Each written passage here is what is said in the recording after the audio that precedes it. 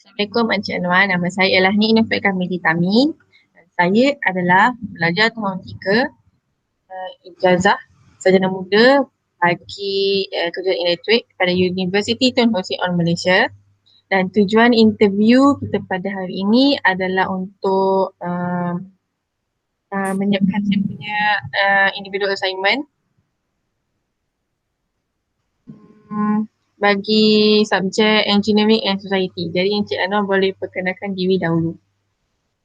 Nama saya Muhammad Anwar bin Muhammad Noor.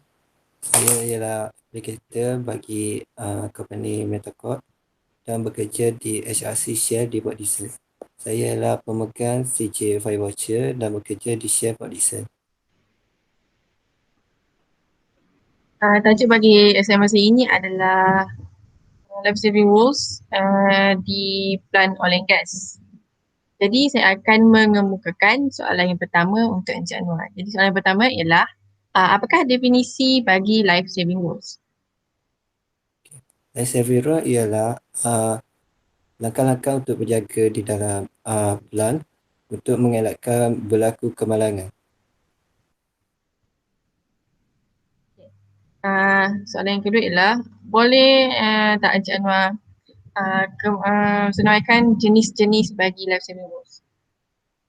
Okay. Life saving rule ini terbagi banyak jenis, tapi di dalam plant share ini terdapat 12 jenis life saving rule. Okay. Yang pertama ialah bekerja di bawah PW, iaitu bekerja di bawah permit. Setiap untuk melakukan kerja mesti memerlukan permit untuk lakukan kerja. Yang kedua ialah melaksanakan ujian gas apabila diperlukan. Sebelum melakukan bekerja haruslah memeriksa gas di sekeliling untuk mengelakkan berlakunya kebocoran gas yang berbahaya. Okay, yang ketiga pula, jangan berjalan di bawah beban. Iaitu kita tak boleh berjalan di bawah crane yang melakukan kerja untuk mengelakkan berlakunya kemalangan. Yang keempat ialah jangan merokok di kawasan kita lakukan kerja, kerana di dalam plant oil and gas ni amat sensitif bagi spark dan api di dalam pekerjaan untuk mengelakkan berlakunya keletupan. Yang kelima ialah mengasingkan kerja-kerja dimulakan dan menggunakan peralatan perlindungan, iaitu kita haruslah memakai PPE yang lengkap untuk melakukan pekerjaan.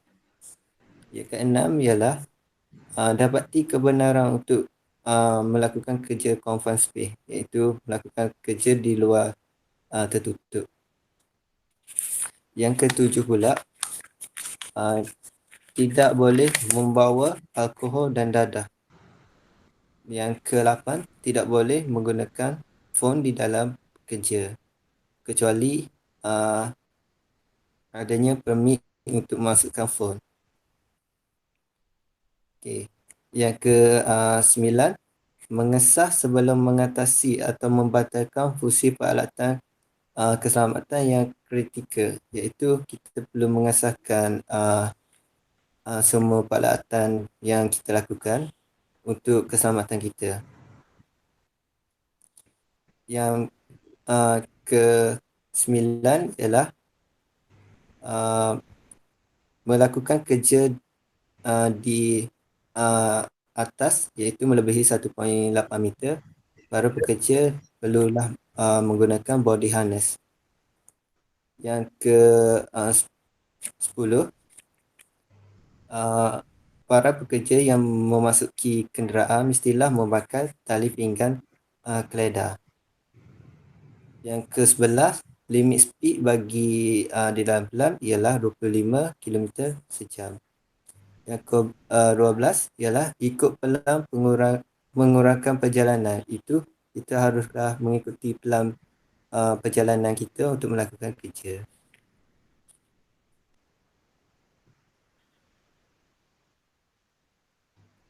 Soalan yang ketiga adalah apakah kepentingan kegunaan life saving rules? Okay. Kepentingannya ialah untuk menjaga keselamatan diri serta untuk menjaga keselamatan dan privasi untuk syarikat dalam pelan oil and gas ni. Kepentingannya sangat penting bagi pelan oil and gas ni kerana pelan oil and gas ni amat sensitif. Kalau kita tidak mengikuti benda-benda ni, maka kemalangan akan berlaku di mana-mana sahaja. Seterusnya, apa pula kebaikan bagi LSR? Kebaikannya, banyak kebaikan dia. Okay, kebaikan yang pertama, kita boleh mengatasi kemalangan untuk para pekerja. Yang kedua ialah kita boleh mengatasi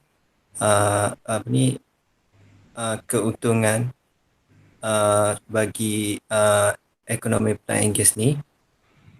Yang ketiga ialah dapat memastikan persekitaran dan pencemaran udara. Jika berlaku letupan, ia akan menjejaskan persekitaran di situ.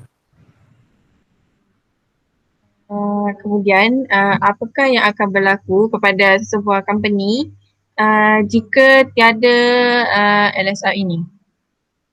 Okey. Apa akan berlaku kepada company itu? Company itu akan berlakunya kerugian untuk sebuah company itu apabila life saver rule tak ada.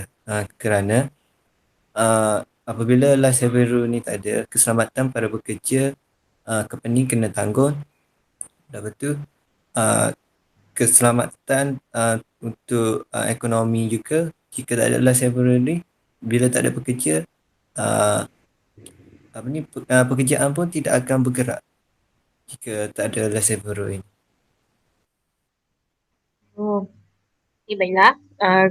Boleh Encik Anwar terangkan apa kaitan life saving rules ini dengan health and safety?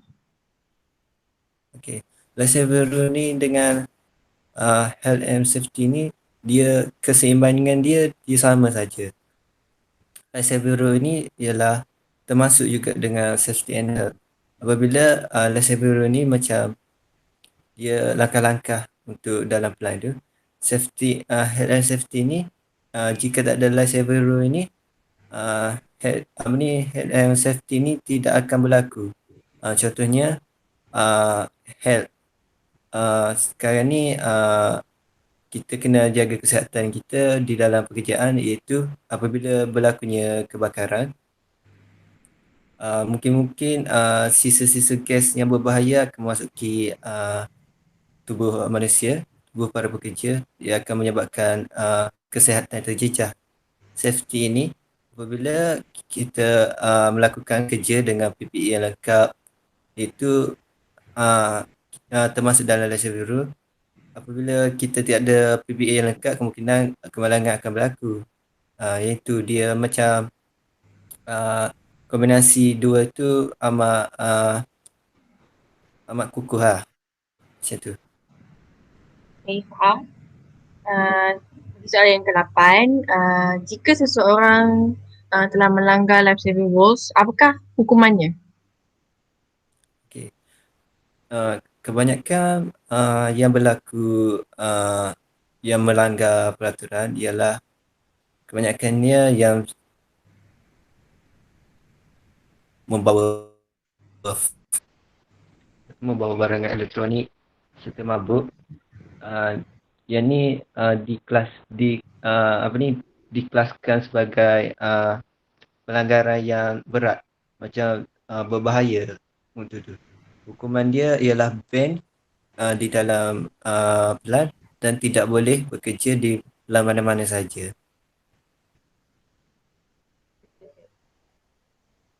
Okay. Pada sejak 2000 ini, COVID telah berlaku. Jadi pada pendapat Encik Anwar, apakah kaitan COVID-19 ini dengan life saving rules? Okay. Life saving rule ialah langkah-langkah berjaga. COVID sekarang ni berlakunya zaman COVID, kebanyakan para safety akan melakukan pemeriksaan apabila sebelum masuk ke gate. Dia akan memeriksa suhu dan uh, mask. Jika suhu terlalu tinggi ataupun uh, tidak memakai mask, para safety tidak akan membenarkan pekerja ini masuk, kerana COVID-19 ialah pandemik yang paling kuat untuk zaman ini. Apabila berlakunya COVID-19 di dalam pelan, ia akan menjejaskan semua para pekerja. Ia akan berjangkit kepada semua para pekerja. Sebab itu, laissez-faire rule ini amat mementingkan uh, uh, pada keselamatan para pekerja. Seterusnya, apa pula hukuman bagi seseorang pekerja yang tidak mempunyai kelengkapan life saving rules? Kelengkapan safety. Hukuman oh, hukuman bagi orang-orang yang tidak memakai safety dengan lengkap ini, sebenarnya dia dikelaskan banyak jenis. Apabila yang tidak memakai kelengkapan yang lengkap, ia boleh membawakan bahaya kepada pekerjaan kita. Contohnya, kalau kita tidak memakai uh, body harness, kita membuat kerja di atas, kemungkinan seorang pekerja itu akan jatuh dan akan berlaku kemalangan. Jika kemalangan itu berlaku, para company perlu menanggung semua kos bagi masa itu. Jadi, hukuman bagi yang tidak memakai PPE yang lengkap adalah amat berat.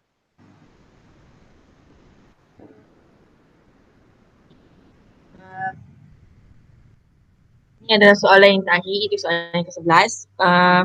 Apakah pandangan Encik Anwar terhadap life saving rules? Pada pandangan saya, life saving rule ini amat penting untuk keselamatan para pekerja. Bukan untuk para pekerja, untuk para company yang melakukan sub-sub dalam di pelan oil and gas. Lepas tu, jika tak ada life saving rule ni, kemungkinan ada banyak berlaku kemalangan. Jika banyak berlaku kemalangan, ia boleh menyebabkan terjejasnya ekonomi. Cuba bayangkan jika berlakunya keletupan, berapa bilion negara akan terjejas dengan hasil oil and gas ini. So, bagi saya amat penting dan setiap pekerja perlu mengikuti life saving rule ini. Saja soalan daripada saya. Lagi terima kasih kepada Encik Anwar kerana sudi meluangkan masa bagi untuk join saya dalam sesi Google Meet ini bagi interview untuk menyiapkan assignment saya. Okay, sama-sama. Dan Terima terima kasih. kasih kerana sudi invite saya sebagai host untuk interview.